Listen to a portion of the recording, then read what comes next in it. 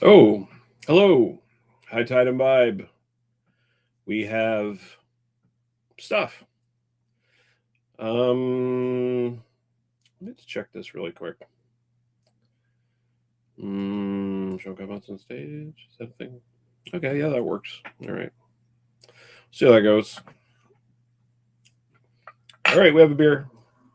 We have something new from Propeller Brewing Company here in Nova Scotia. Something interesting from them. Every once in a while, they come up with something pretty interesting. They're always doing new things. Not necessarily all interesting, though. But this is their Orochi Japanese style lager. And it's got. Do we see a dragon's head here anywhere? No. It's just got like Japanese dragon scales on the can. I can give you a better view of this. Let me just share the screen here really quick. Share the screen. Share the screen. Here we go. We share the screen. Here it is. It's 5% alcohol by volume. Oh, so it's like you see like the neck or the back or something of the dragon in the background here, and you see the spikes coming up, etc., etc. Oh, we can go even bigger here. Okay, that's crazy. All right, but yeah, 5% alcohol by volume. You can get it in 4 packs right now at the NSLC. I don't know if this is a seasonal or if this, because it's not listed on their website as a seasonal, but it is something they've released before. From what I understand, it feels like something they're just kind of testing out, see if it sells, and then maybe they'll make it a seasonal. That seems to be what they kind of do these days. Eight-headed dragon of Japanese mythology lends its name to this elegant golden lager, masterfully refined with rice for a light and refreshing body. So Japanese light, rice lager. I don't need the tasting notes, although it says basically lemon notes and honey, and that is to be expected because they have Sriracha Ace in this sucker.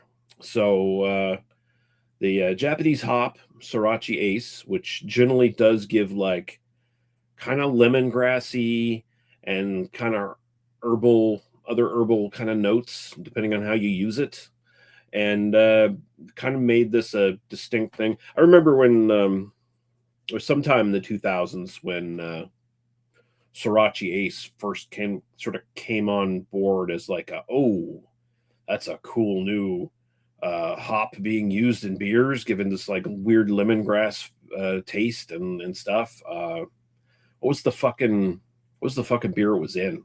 I can't remember. I wish like a beer nerd was watching right now so they could tell me. I think there was just a beer called Sriracha Ace. Was it like Brooklyn Brewing or something? I think maybe had it. I can't remember. It seems like something they would do. But yeah, that's what's in this Sriracha Ace apparently. And it says that on their Instagram. So,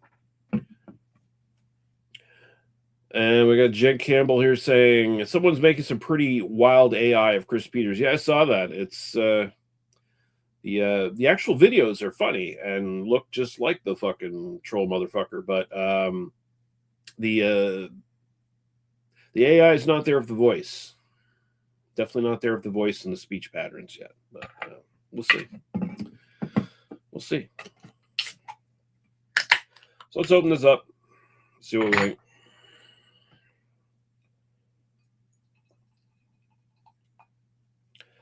It's very light in color. It looks kind of yellowish on the camera. It's more of a very pale golden straw color. I got really bright light in this room too, so that kind of really makes it even more golden than it really is. Let's go to the aroma. Oh yeah. So the Sriracha Ace is kind of like pretty apparent. It's not intense, and I've only had a couple beers that have had Sriracha Ace in them, and I've never had one that has been particularly all that intense. So I don't know if there's like different levels to how intense you can get a Sorachi Ace a note. But it's a light, like grassy lemon, thus lemongrass, I guess, kind of thing going on there. Not too far off from any other general kind of like North American style lager, really, in any other sort of regard. It's light, it's grassy, a little bit herbal. That's where the lemongrass sort of comes in. And of course, rice is going to generally make the beer, at least you would expect. You would expect it would make it a lighter tasting beer, usually drier and more refreshing. Bitterness will be down, but usually you'll have a pretty sharp kind of finish either way. Apparently, Chris Peters is supporting the Nazi party now. Oh, that makes sense. He is kind of a fucking Nazi and claims to hate politics. Of course he does, because he thinks he's a fucking rebel and a revolutionary and a really big brained fucking guy. But all the evidence is to the contrary on that one. So we did the aroma. Let's go to the taste. Cheers.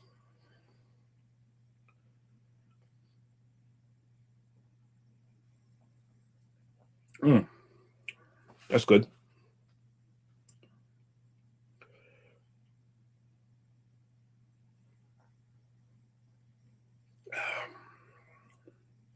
So I did drink this once before, because I bought the 4-pack last week. I had one can just to try, and my palate probably wasn't particularly clean when I was trying it. I think I probably eaten like fucking. I think I had pizza that day or something that I ate this. That I drank this. So that can fuck with your palate. The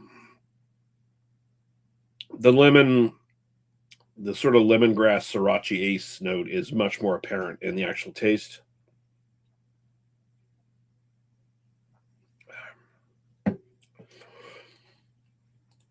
Chris Peters called himself an anarchist centrist. Yeah, whatever that means. Your guess is as good as mine, man. I don't know what goes on in that fucking Mr. Potato Head looking motherfucker's skull. So,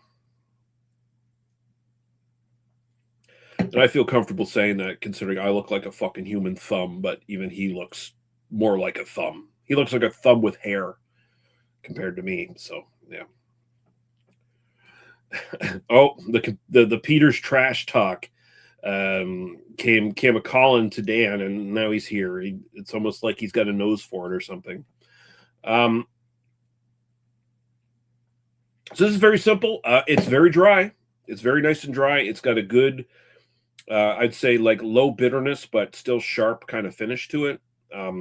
That's very refreshing. Makes you want to drink again. Body's very light, of course.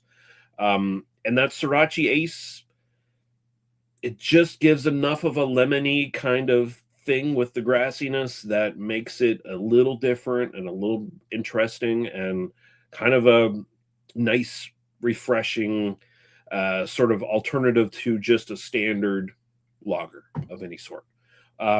It's nothing mind-blowing. It's nothing like it's going to change your thoughts on lagers or anything like that, I don't think. If you don't like lagers, you're probably not going to think too much of this. But if you're looking for, anything that's slightly a little bit different and, refreshing, crushable, and I think that's generally the idea with the Japanese style lager. Like you think of Sapporo or Asahi. What are other ones?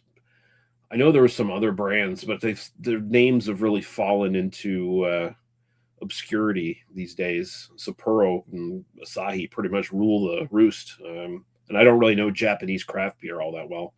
But yeah, this is really good. This is really good. It's like a Japanese style rice lager. Style wise, I'd have to No, I like this better than Sapporo. I like this better than Asahi. I'm probably gonna have to sit it at a 9. It hits all the marks basically. It's just, you leave that tin open for the world beater, right? He probably wore Jinko jeans in the 2000s, probably, because he was a new metal fan of one. Yes, he was. He was a diehard for Slipknot, but I think he thinks the lead singer of Slipknot became woke or some bullshit. I don't know. He said something that Chris Peters didn't like, and although he talks about all this black metal shit that he loves, and like that's like that's the real metal, that's the real diehard fucking metal, and it's so far removed from fucking Slipknot. And I think he was also into Korn for a while too, wasn't he? It's so far removed from those fucking bands. It's not even funny. So like he's a hypocrite. He's a big fucking hypocrite, and he's a narcissist and a weirdo. So what can you do? So yeah, 9 out of 10 for style. Personal preference. This is really good. I'm more of this is like adjacent to like a Pilsner, because it is a lager that has like a good herbal hop kind of character to it. I still will take a fucking Pilsner any day over this. And so that kind of sits it down a little bit for me, but like I'm still here for it with an 8. I think it's still really, really good. I'm gonna go buy some more of this before it disappears from the shelves, because I assume limited time thing with this one. Feels like they're doing a test run to see if it like sells good, and then if it does, then they'll bring it back as a seasonal. I wish they'd do that for their fucking London Porter motherfuckers. Although at this point, I kind of wonder if their London Porter would be as good as it used to be. I don't know.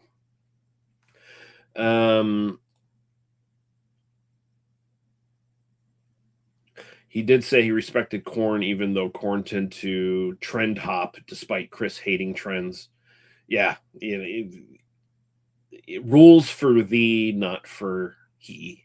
Essentially, is he'll make up these arbitrary rules on what is real and what isn't real metal and all that shit. But he can break those rules any fucking time he wants, is with whatever fucking flimsy, stupid excuse gets boiled up in his narcissistic brain, because he can't be wrong about anything. So he'll always have excuses. That's all there is to it. But yeah, he can rot and piss. But yeah, 9 and a 8 here for 9 for style, 8 for personal preference.